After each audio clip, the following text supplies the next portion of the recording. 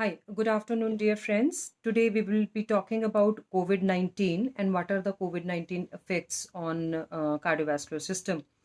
Of course, the data keeps on changing. Every day we get new figures. Every few hours, the figures keep on changing. The latest figures I would just try to say to elaborate on the extensivity of the disease. So, currently worldwide, we have almost 6.19 million people who have been affected by COVID, like 62 lakh people have been affected.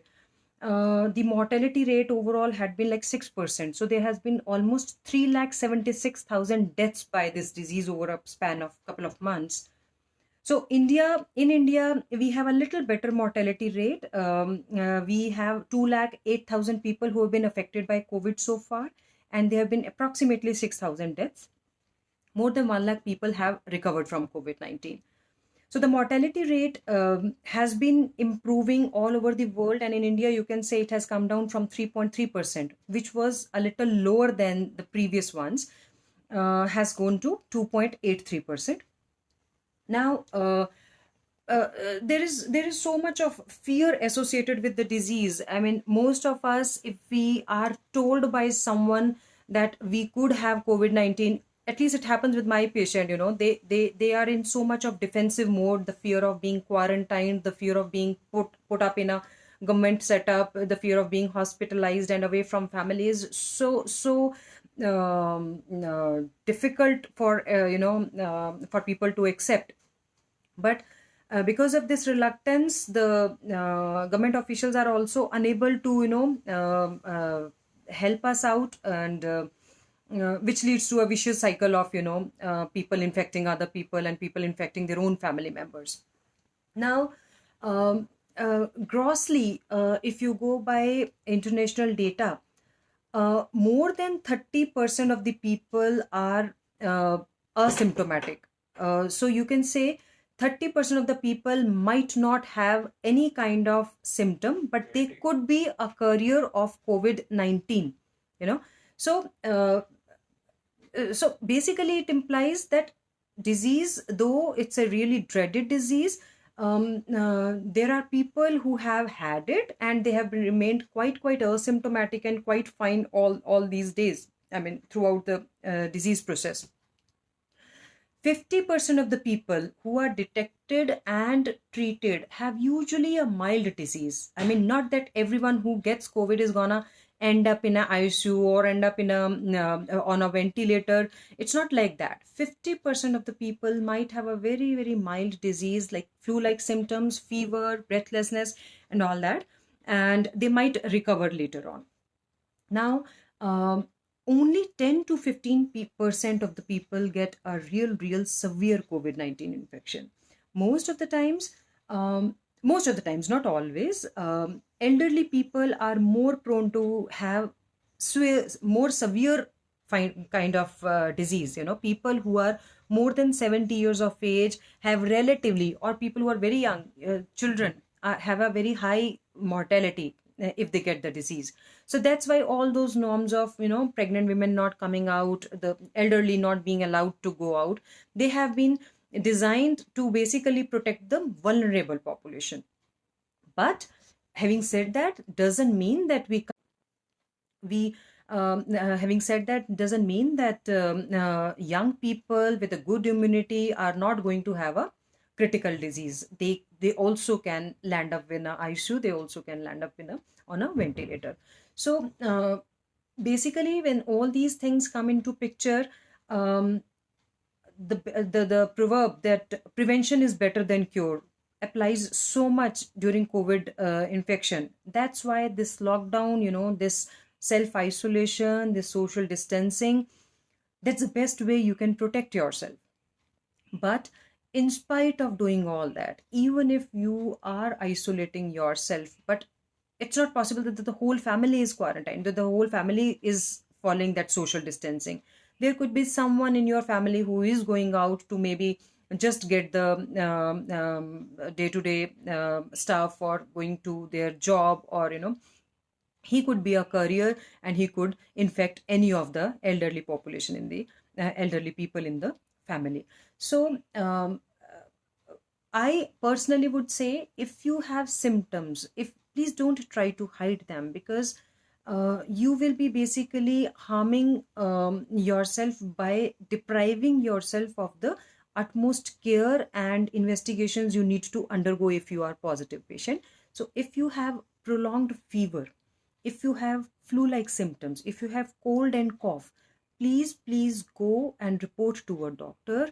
If the doctor refuses to see you, which is a possibility, he or she sends you to a bigger hospital to have a chest x-ray, please do not hesitate. It's in your own benefit. Go get a chest x-ray done. And if they are suspecting something after looking at your x-ray, do be please open to having a COVID-19 test done. So that is why my first message: don't try to hide in your houses. Be sure whether you have it or not. After that, let the hospital, let your medical person decide whether you can be managed at home, or you need a ward like situation in a hospital, or you need a ICU. Leave it to your medical professional, but get yourself tested.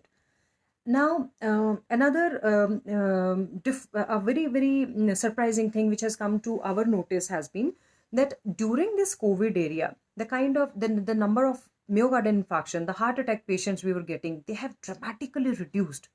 So is it a good sign? I mean, or we are missing on something. So there have been 2-3 theories.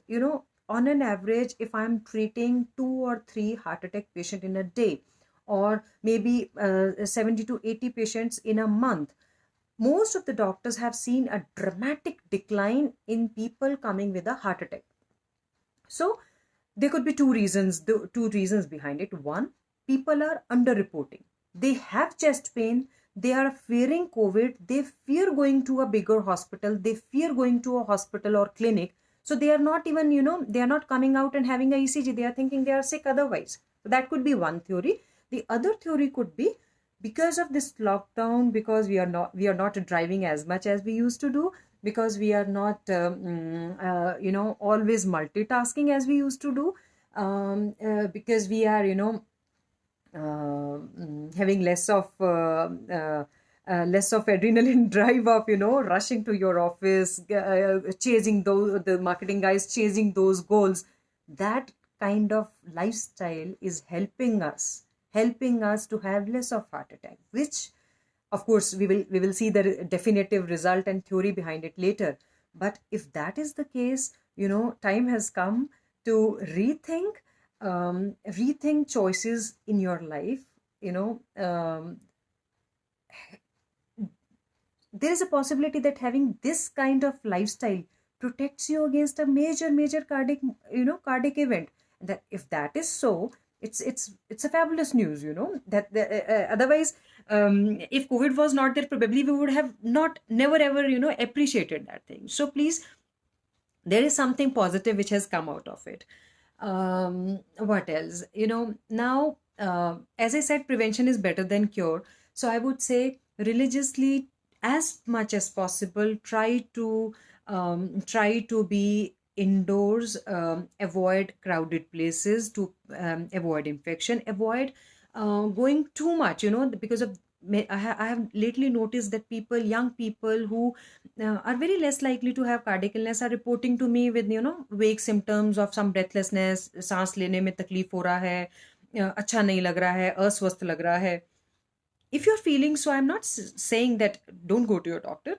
Yes, go to your doctor, take proper appointment, take a proper precaution of putting on your mask nicely, sanitize yourself, go with a proper fixed appointment, get yourself checked, if need be a ECG also. And of course, doctor is definitely going to help you out with all your problems. But if possible, avoid a hospital if possible. I would say a bigger hospital, there are multiple kind of patients there. So as much as possible. And if you're going to a hospital, I would say take less of relatives with you. If you are not sick, if you really need an assistance, take one relative. Don't take 2 or 3 relatives with you. Just avoid crowding at such places. Now, what else we have watched? Of course, we all of us are going through something which we never ever imagined, and something which we never have really gone through in our lives. Being at home, doing all household chores, the things which were not in, we never thought we would be doing. We are doing all that, all those things. So, try to look at the positive side of it. Try Many people are going through depression because they are, because of this distancing, and they are feeling they're at home and they are feeling gloomy. I would say, appreciate that you are alive. Be thankful that you are healthy. Be thankful everyone in your family is with you. Try to spend more time with your parents. I hope I am visible because there was a connectivity issue. I hope I am visible now. I can see myself, so I'll resume my talk. So, rather than being depressed, try to be thankful, try to be happy about the situation, that you are safe, your loved ones are safe. Now, because we are spending more time indoors, many of us are gaining weight. Many of us are, binging on junk food. I would request you to avoid the healthy diet. Still holds a big place in your own immunity. Try to have more of proteins, less of carbs, and try to eat healthy. Avoid junk food, please.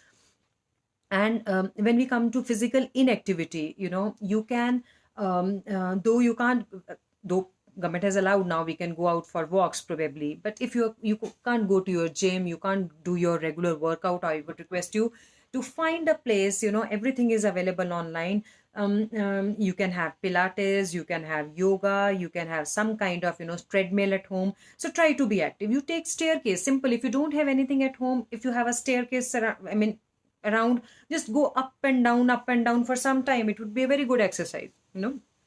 Or you can meditate to, feel comfortable. uh, Now, coming to your medical part, if you are already a patient, I would request you to please continue your medication. In case you are unable to connect to your doctor, there are many ways you can connect to your doctor, through WhatsApp, through video call. There are so many apps available. So telemedicine has taken a big boost during this time. All of us, I'm sure all of us, I'm personally definitely available on phone for my patients. I'm available online for my patients. We can have video calls, we can have WhatsApp calls. So we are always there to help. So try to connect to your doctor if you have any doubts. If you have a glucometer, do check your sugars regularly. Report to your doctor. I'm sure no doctor is going to say no because you can't visit them. And if needed, of course, don't hesitate to visit them as well. Now, we just talked about diet, being physically fit, and what else? Now, two three queries which were brought to our notice was, though a little medical term I will be using, I'm sure you'll be able to understand. I'll try to use as simple language as possible. When you are taking hypertension medication, many of us are on either ACE inhibitor or ARB. It's a group of medication which is very effective for heart patients and very effective for hypertension also. So, there, theoretically speaking, COVID 19 acts through the same receptors these drugs act on.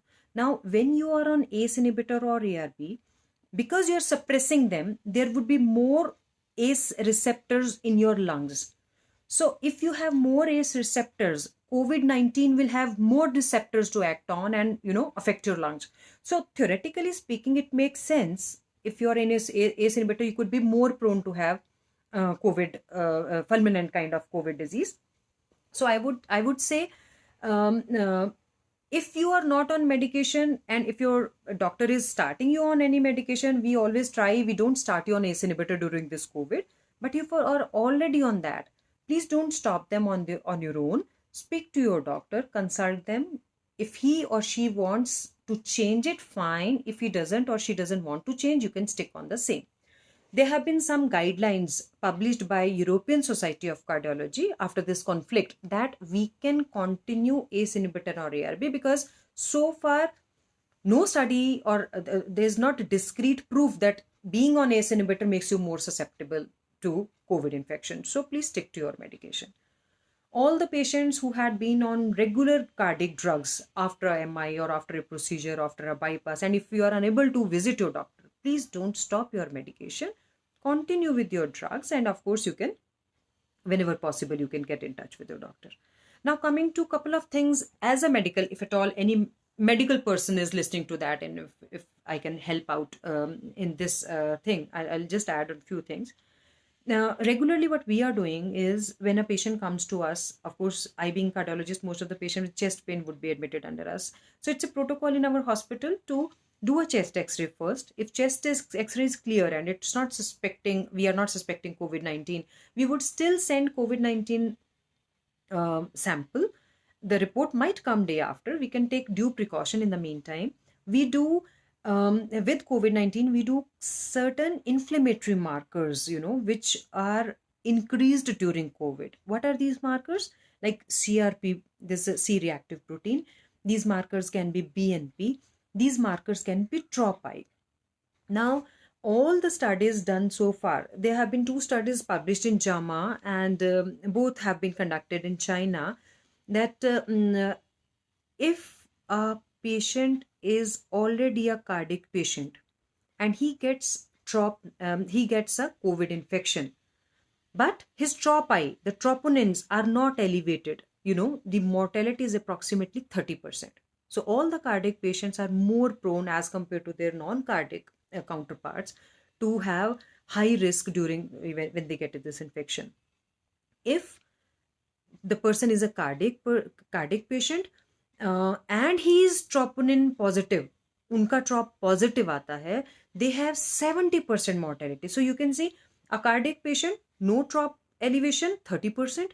A cardiac patient with elevation, troponin elevation, has a 70% mortality. So we are trying to do troponin levels in most of our patients. So it basically gives us a prognostic idea. If the troponins are in thousands, we might be more we might be proactive or might be more active, in watching them closely, watching all the vitals.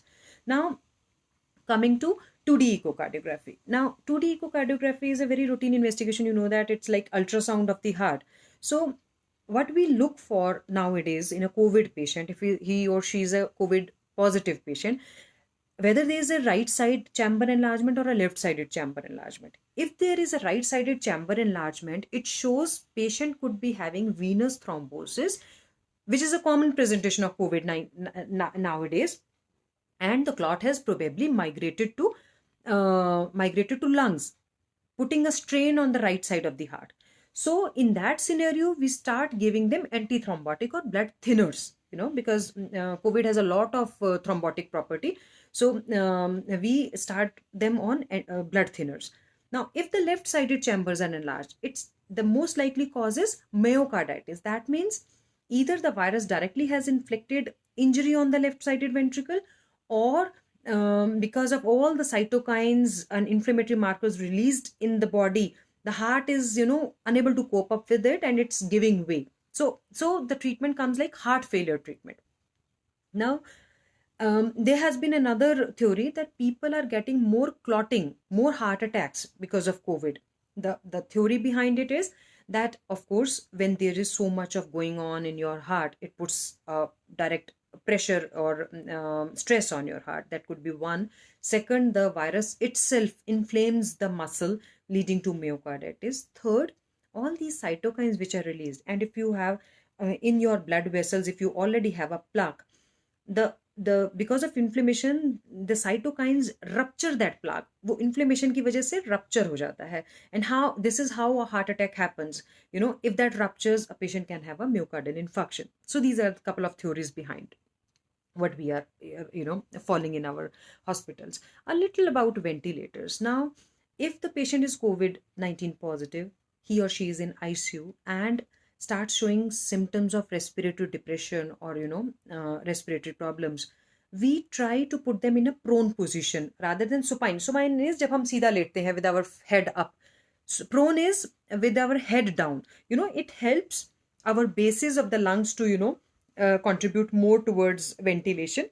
It helps take out the secretions जो इकट्ठी हो रही हैं lungs में secretion अगर आप prone हैं to take them out more efficiently. Even when we put the patient on ventilator, there's a lot of data to suggest that prone ventilation, अपनी टमी के ऊपर लेटा के जो हम प्रोन पोजीशन होते हैं उसमें जो वेंटिलेशन करते हैं that is more effective than supine ventilation. Now, if you are aware of, we give oxygen by nasal prongs or we put the patient on ventilator. There's something in between. We call it non-invasive ventilation. आपने सुना होगा वो tight mask लगा देते हैं, BiPAP बोलते हैं उसको. That is not recommended in COVID infection. So BiPAPs and NIVs, non-invasive ventilation, is of no use because aerosolization हो जाती है and it doesn't help in COVID patients. Now coming to a little, though we know there is no vaccine available, there is no definitive treatment. Still, couple of drugs have shown some benefit. There is a lot of literature. There was a lot of enthusiasm about hydroxychloroquine usage. Many of the doctors who were running their OPDs, like if I'm working, most of us were on HCQ prophylaxis. Like we would take 400 milligram one pill once a week. It gives, whether it really works, nobody knows, but it gives a satisfaction that we are doing something for ourselves. Now, there had been conflicting reports. In a healthy patient, usually it's a harmless drug, but you can have eye problems with that, you can have gastric problems with that, and people who are already a cardiac patient and they are prone to arrhythmia, there can be some we call it QTC prolongation by this drug if given in high doses, and which can lead to arrhythmias. So there have been a lot of controversy whether to give such patients HCQ or not. So if you are considering taking this drug, please report to your doctor, have a baseline ECG, have a QTC interval measured, then only you start the drug. And there have been some reports of antiviral drugs being effective in these cases. Remdesivir, these drugs, they have shown promising results. There has been a lot going about the monoclonal antibodies, because it's our immune system which is destroying all the organs, the heart, the kidneys, the lungs, the liver. So these monoclonal antibodies might suppress, our immune system to, so that this storm is taken care of. Now, you must have heard a lot about plasma therapy, which is again an investigational thing. Not all of us are sure whether this helps or not. Many centers have done ECMO. ECMO, when there is a proper respiratory failure and there's a cardiac involvement, we don't have anything. ECMO is kind of oxygenation method outside your body. It's like a heart-lung machine. We take out your blood, oxygenate it, and put it back in your system so that your organs get enough oxygen. It's quite invasive. It's quite expensive. Not everyone can afford it. Not all centers are, are offering it. Not all of us are like trained into giving ECMO, but it is of some help. Now, I think I've tried to cover most of the stuff. If there are any queries, we can probably go through them. Okay.